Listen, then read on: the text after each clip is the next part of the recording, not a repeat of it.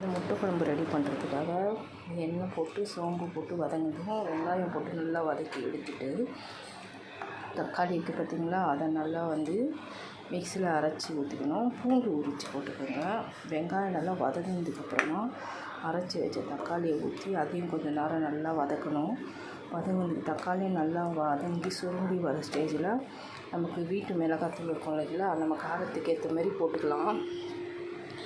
போட்டு அதுக்கு கருவேப்பிலையும் போட்டு அந்த மிளகாத்தூளுமே நல்லா வதங்கணும். அது ஒரு 5 நிமிஷம் போட்டு நல்லா வதக்குங்க. எண்ணெய் இந்த தக்காளியும் இந்த வெங்காயம் நல்லா வதங்கினதுலேயே இந்த மிளகாத்தூளும் போட்டு வதக்குங்க.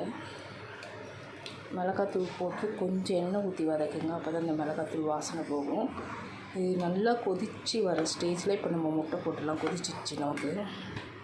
இப்போ முட்டை போட்டு நம்ம இறக்கிடலாம்.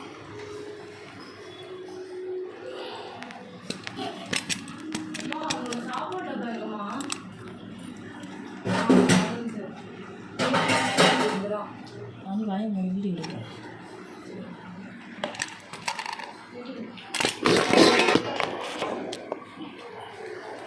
ஐயோ, என்ன இந்த போடுறதுக்குள்ள பாதி கீழே போட்டுருவோம் போல ஃபோனை.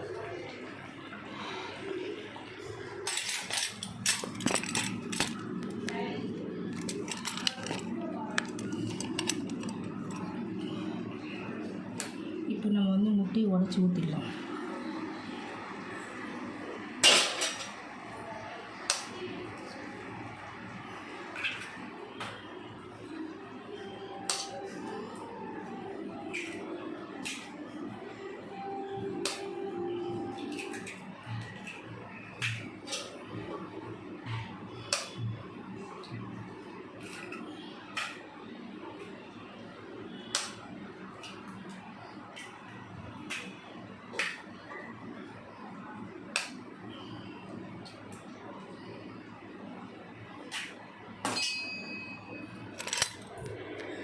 இப்போ நம்ம ஒரு 6 முட்டை கிட்ட உடச்சி ஊற்றிருக்கோம். ஏன்னா நல்லாயிருக்கும் முட்டை குழம்புல இந்த மாதிரி முட்டை வச்சு சாப்பிட்டோம்னா செம்ம டேஸ்ட்டாக இருக்கும். அதனால் இது ஒரு 5 நிமிஷம் மூடி வச்சுட்டு பார்ப்போம்.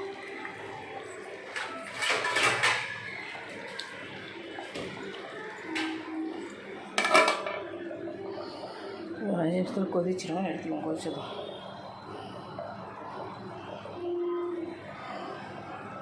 அதுக்குள்ளே இங்கே நான் ஒயிட் ரைஸ் வச்சுருக்கேன். சப்பாத்தியாக இருக்குது. நம்ம இந்த முட்டை கிரேவிக்கு சப்பாத்தி வச்சு கூட சாப்பிடலாம். சப்பாத்தியும் ரெடி பண்ணி வச்சுருக்கேன். முட்டை கிரேவிக்கு சப்பாத்தி இன்னும் சூப்பராக இருக்கும்.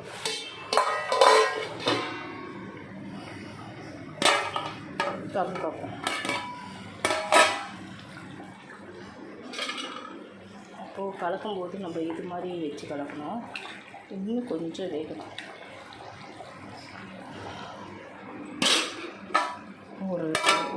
ஒரு நிமிஷம் அதுக்குள்ளே வெந்துடும் முட்டை.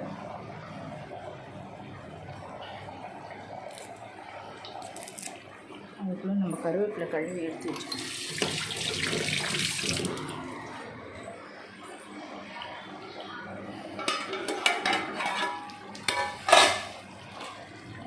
வாசம் அப்படி பயங்கரமாக இருக்கும்.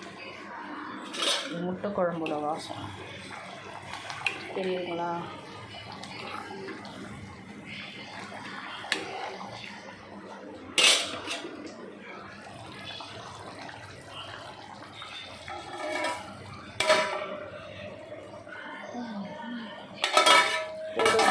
இப்போ நம்ம கருவேப்பிலை போட்டு ஆஃப் பண்ணிடுவோம் அடுப்பை. ஓகே, முட்டை குழம்பு ரெடி ஆகிடுச்சு. நமக்கு சாப்பிட்றதுக்கு ரெடியாக.